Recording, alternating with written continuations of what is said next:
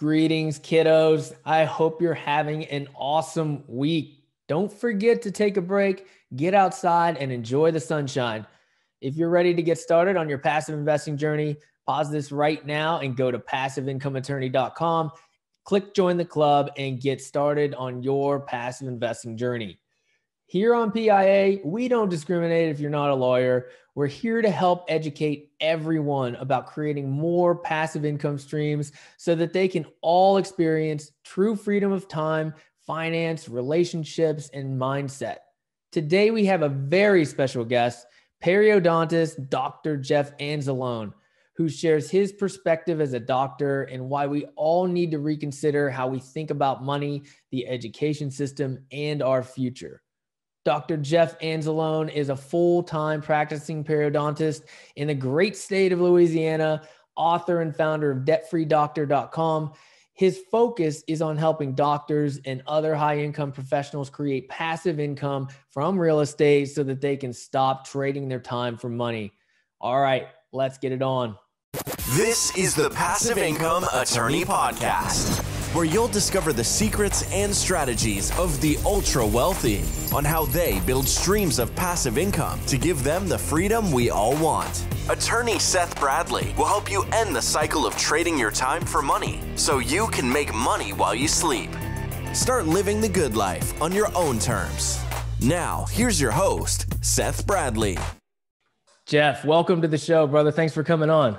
Yeah, thanks for having me. Looking forward to it. Absolutely, man. Well, let's just jump right in. What's your story? Feel free to brag a little bit. Well, the story kind of started off a little bit bad, I guess, like the typical movie. About 2 weeks before my training, dental surgery training, I was planning on going back to my hometown, Louisiana, to join a group. And, you know, the problem with, medical school, dental school, law school, anything like that, they teach you how to do your trade, but they don't teach you anything about running a business, right? So exactly. I was completely relying on that practice to, hire people for me, get patients, everything that is involved with running a business or a practice. So unfortunately, about 2 weeks before the training ended, graduation, the deal fell through. And my wife and I, we had a 2-month-old.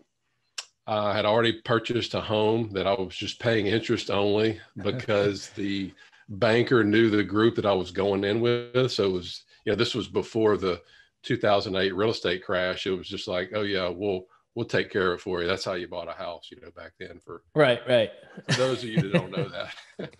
So had about $300,000 in student loan debt. But again, the worst part was not knowing how to run a business or practice. And that it was bad. It was, you go from not really worrying about paying off loans or debt because you're going to make pretty good money. So I went from sort of an abundance type mindset to one of fear and scarcity, like, overnight. And to be honest with you, it's taken me a long time to get over that. And I still struggle with it because, just like last year when the pandemic hit, anything could be gone in the blink of an eye, So that happened. Luckily, I had a communicated, some of the local dental specialists, and one of them had gone through sort of the similar situation. He took me in. I was able to use his staff, use his office. I didn't have to take out any more loans. He taught me the business. And after about 2.5 years, I was able to build up a practice enough to purchase the building that I'm in now. And here we are. Oh, that's awesome, man. I mean, you said some pretty powerful things there. $300K in student loan debt. I think a lot of our listeners can relate to, having that burden out of, law school or dentistry school or, whatever it might be. I mean, you're kind of putting that hole right out of the gate. We're taught, like, growing up, let's get the best job that we can possibly get. And, we become lawyers or dentists or doctors or something like that. And then we're put in this massive massive hole. And as you mentioned, not even taught how to run a business. And it is a business. And it's very difficult to kind of navigate those waters, but it sounds like you've kind of made your way out of that and dug yourself out. Why don't you tell me a little bit about how you've been able to do that? Well, in high school and in college, I used to mow yards. So I actually resorted back to mowing yards that summer. Talk about a humbling experience. You go through all that training and you're still mowing yards, but you got to do what you got to do, to put food on the table and to make ends meet. So I did that. I started working, trying to build my practice in the mornings and then working in other offices in the afternoon, 5 days a week for that 2.5 years. And that helped me to pay, just pay the mortgage, pay the bills as I was building my practice. And it probably took, anywhere from 3 to 4 years to really start to see growth. It's just how it is, with really any business. And luckily we've been blessed enough to where I was able to cut back to 4 days a week. And here we are. That's cool, man. So yeah, I was going to ask about your current dentistry practice. So you said 4 days a week. So you're kind of down to part-time. Have you kind of made hires that are taking on some of the, your previous clients, or how are you able to cut back? Well, I noticed that one of my slowest days was Fridays, and I was asking some other specialists about that. They said, well, we get a lot of our patients from other dentists in the area.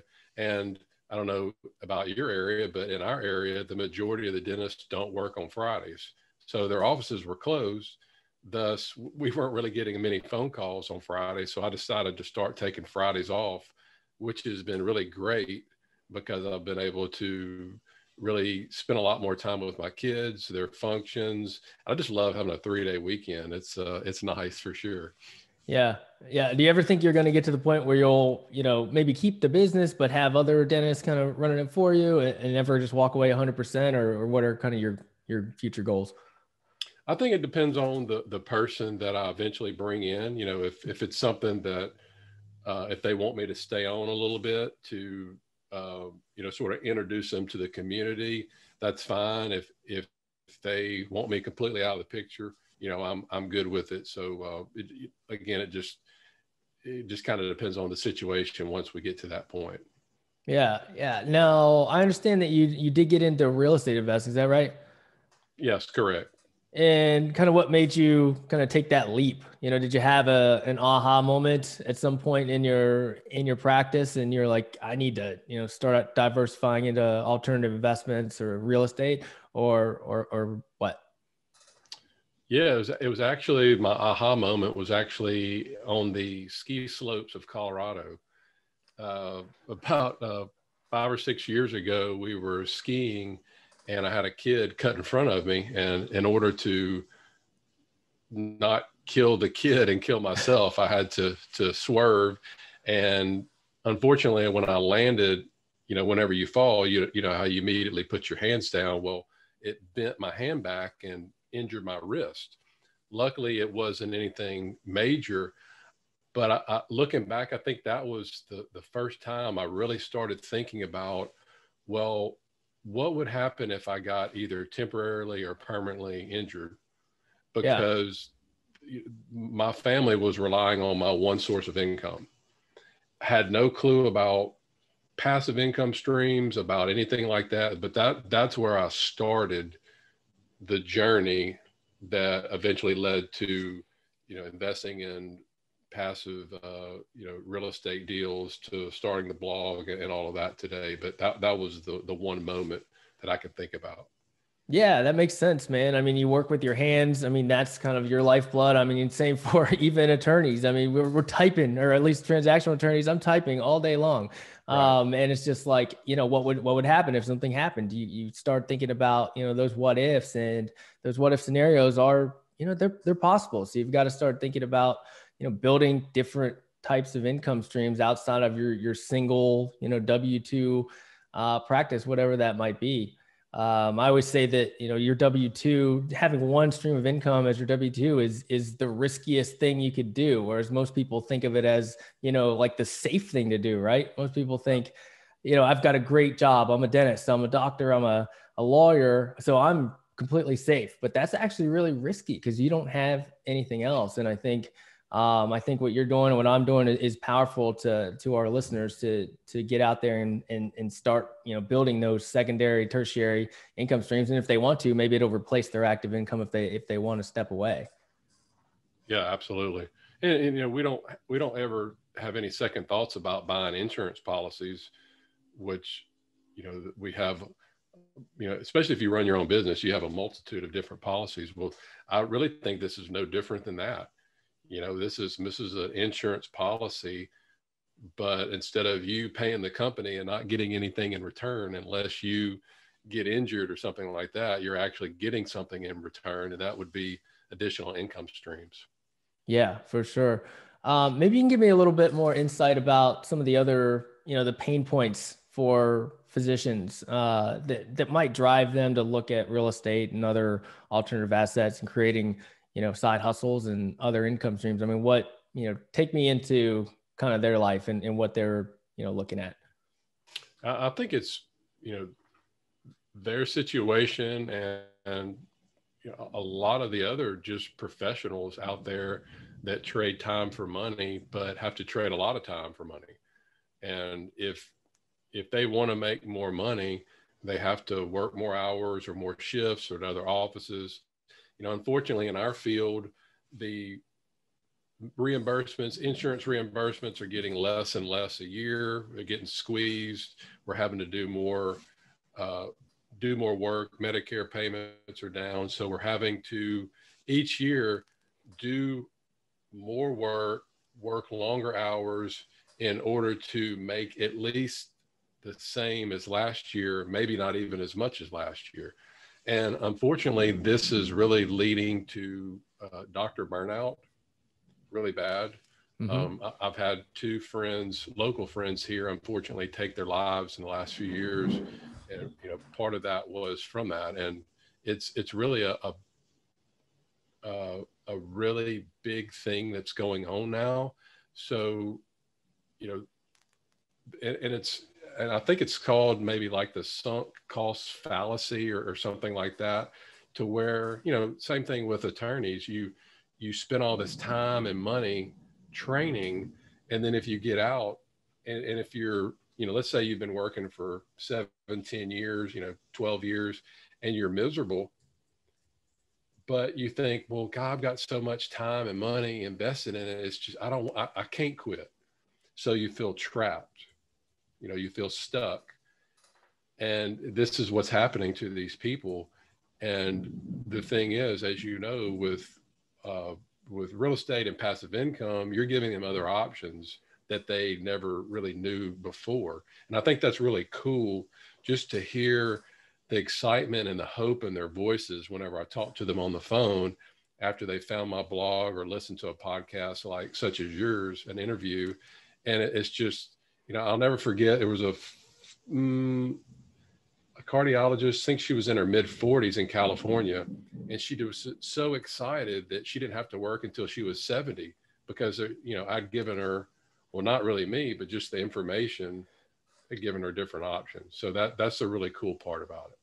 Yeah. Yeah. I mean, it's powerful. Like, information is powerful. A lot of people like us, we grew up in, that W-2 mindset. We grew up thinking, just get a really good job. And that's, all there is, 9 to 5 till 65, and then you retire. At least when I grew up, it was just like, I grew up in a blue collar family, and it was just about getting a good job. We didn't even think about, starting a business or buying a bunch of real estate or anything like that. It just wasn't, part of my mindset. So I think when, they listen to your podcast and you get the wheels turning, it's just like, oh, there's another way. And it changes people's lives for sure. You said a couple other awesome things there, man. I mean, it's crazy that dentists and doctors and lawyers were some of the most unhappiest. We're the unhappiest people on the planet, like, because of some of those reasons you put out. We put so much effort in time. And, people think of us, on this prestigious pedestal or something, but really, there's a lot of pressure that comes with that, and a lot of, trading a lot of our time, all of our time for the money that we get. And it can certainly take a toll, as you spoke on it. Yeah, I think one of the things that really opened my eyes, which I'm sure you know about, and maybe some of your listeners know about, is Robert Kiyosaki's cash flow quadrant. We get out and we, for me, thinking, oh, I'm gonna have my own business. I'm gonna be self-employed. I'm gonna take off when I want. I'm gonna be the man. But then you read about what the self-employed person is. From him is, if I'm not here, I'm not making any money. So I'm basically nothing more than a glorified employee. The business owns me. I don't own the business. And, we pay the highest amount of taxes and all of that. So that really helped me to start focusing on shifting to the other side of the quadrant, which he calls, the rich side. The poor side is the employees or the self-employed, and the rich side would be the business owner, the investor, people that have, like you said, have people working for them.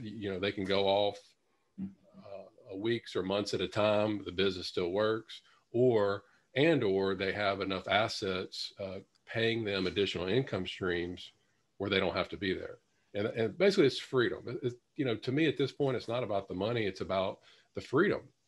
I was watching Shark Tank last night, and, Mark Cuban was telling the guy, he said, look, he had come up with some sort of device that pre-COVID, he had been working for 13 years with two business partners. They were averaging $5,000 a year in this business, basically nothing. Yeah. I think it was like step and pull or something like that. Some sort of device you put at the bottom of an office door. So instead of grabbing the nasty door handle, you step and you can pull with your foot to open the door. Gotcha. Yeah. So March of 2020, they did over $1 million in sales. And then within 6 months, 7 million in sales. And he was just talking to him about, it was like he won the lottery basically, but he was just telling him just now he could get out of that other job and just focus on, spending time in this business, but freeing up his time, because he said, I don't care how much money you make, time is our most precious asset. And people that are listening to this that have kids, they can relate to that, because you only have just a small window that your kids are under your roof until they leave. Hopefully they'll leave at some point, but you just have a very small window. And I look back over my life and I think about every 5 to 6 years, it's completely changed. Priorities have changed, where we are in our life has changed. So what you're thinking now that's going to happen in 20, 30 years is probably not.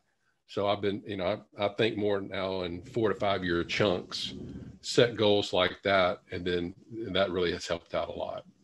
Yeah. Yeah. And what you said is perfect, man. I mean, it comes down to freedom. I mean, that's really that big mind shift that you start thinking, well, do I really want to work 9 to 5 till I'm 65, or can I start, buying back my time through investing or through side hustles, whatever it might be, but figuring out, or, even if you already own a business, figuring out a way to delegate and hire so that you don't have to be there every day, whatever it might be. You need to figure out a way to start buying back your time, so you are not, stuck on that rat race till you're 65 and you're looking back and saying, man, I should have spent less time in the office. You've got to figure that out a little bit sooner. And I think people are starting to come around to that idea more so today than, they kind of have in generations past. So it's a beautiful thing to see. Do you come up, do you see any issues when you speak to doctors about, I think like attorneys, they're probably pretty conservative by nature. I mean, do you get a lot of pushback from doctors, or you have a hard time kind of getting them over that hump to, start looking at investing outside of their practice?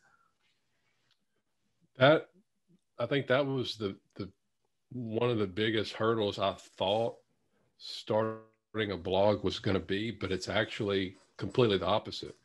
So I don't have to do anything, try to sell anybody or anything. I'm not selling anything. it's people come to me. They've already read articles. They've already listened to podcast interviews. For the most part, they're knowledgeable about it. So they're pretty much well prepared. It's really funny. I don't even know these people. And on one phone call, they're telling me their life story, their how much money they make, how much money they saved up. And they're just very open about it. But I will tell you this, that the majority of the people that you think that make a lot of money, that should have a lot of money, don't. And these are people in their 40s and 50s that are really struggling. So the sooner we can get the word out to people, the better. Why do you think that is? Do you think they kind of have the golden handcuffs where they keep, buying more stuff that they don't need, the bigger houses, the bigger cars, or is it something else? I think that's a big part of it, but I also think part of it is they think, well, I make good money. They think the gravy train's never going to dry up. Yeah. Yeah. And they just think, I'm going to make good money till I work. And as you know, that lots of things could happen. And they get to be in their 40s and 50s and they've got hardly any money saved up for retirement. They have weddings to pay for, colleges to pay for, and they haven't done any planning.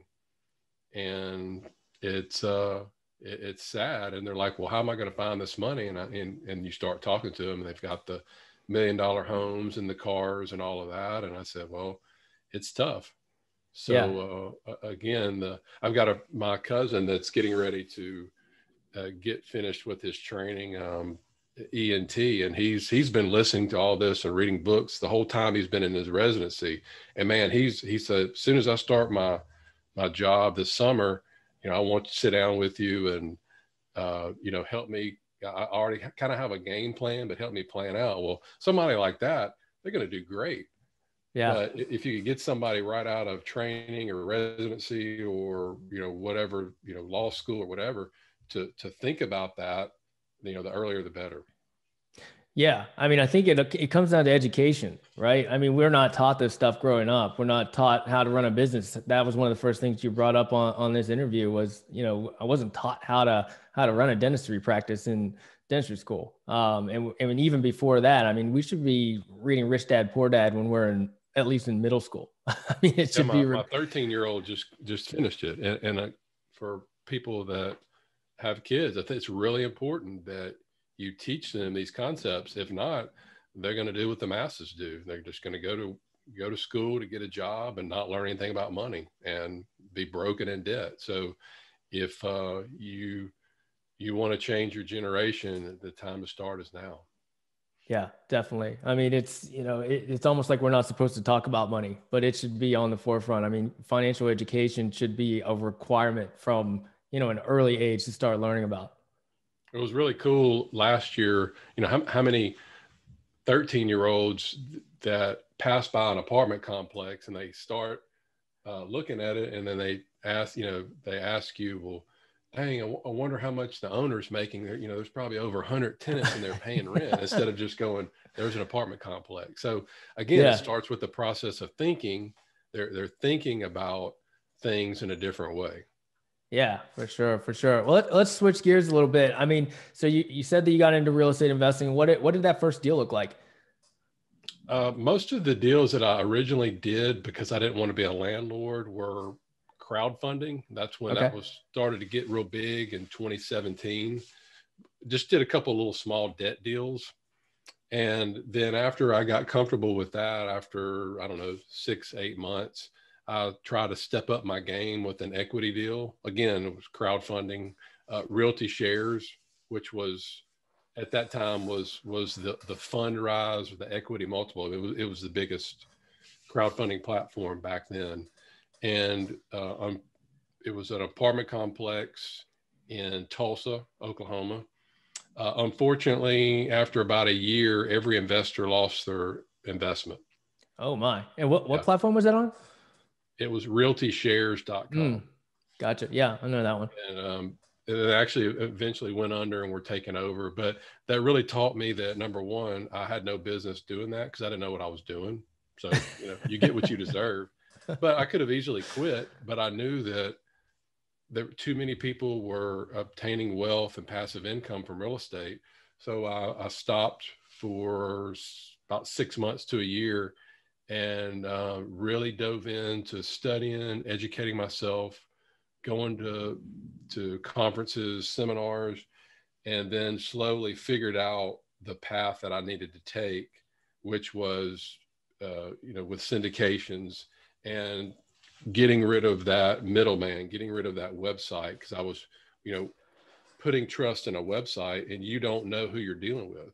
I didn't know the sponsor. Right. This person had purchased this in a high crime area. More people were moving out than moving in, and they just ran out of money. So how had I known the person I was working with and toured the property? And, that's what I do now. My group just purchased a property over in Dallas. So, I'm hands-on, go to look at it. So not only for me, but for other people that are counting on me to recommend these things. So that's reputation. It's a lot of pressure out there. So I want to do everything that I can to give people the accurate information, and then they can decide on their own whether they should invest or not. Yeah.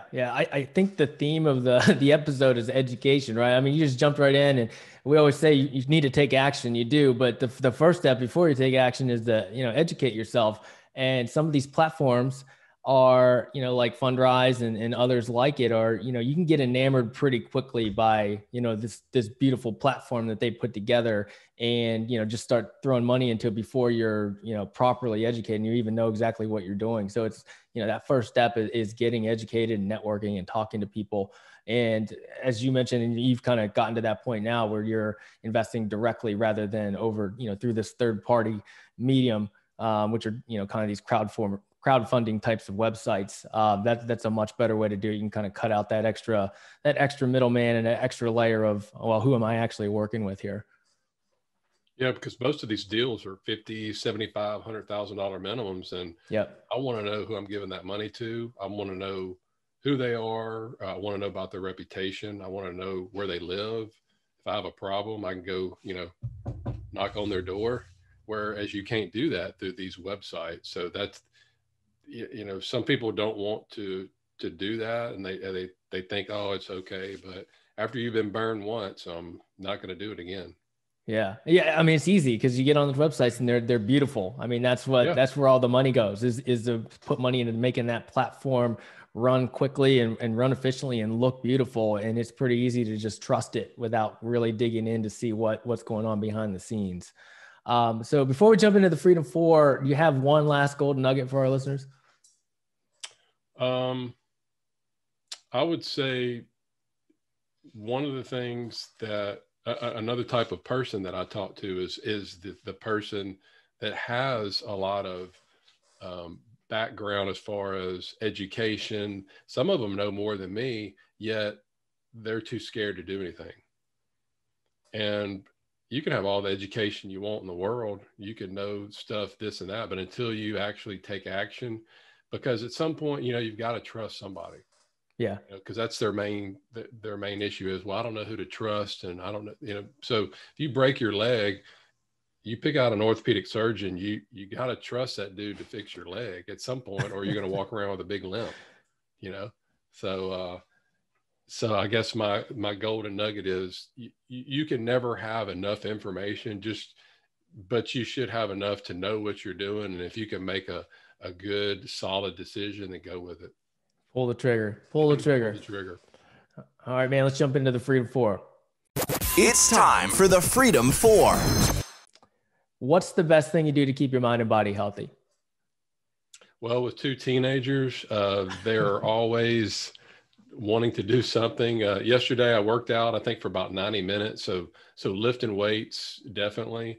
Got home and my oldest was ready to go play tennis. So I took a couple of Advil and headed out the door. So exercise. Love it. What's one piece of technology or life hack you use to be your most productive self? I'm not a really big electronics person, but if I were to say something that I use on a daily basis that has bailed me out several times, would be my Google Calendar. And if I didn't have it telling me occasionally, hey, in 30 minutes, you got to talk to Seth, then I would be in a world of trouble. So the Google Calendar. Yeah, for sure. If it doesn't hit the calendar, it doesn't happen. Exactly. What's one actionable step our listeners can do right now to start creating more freedom?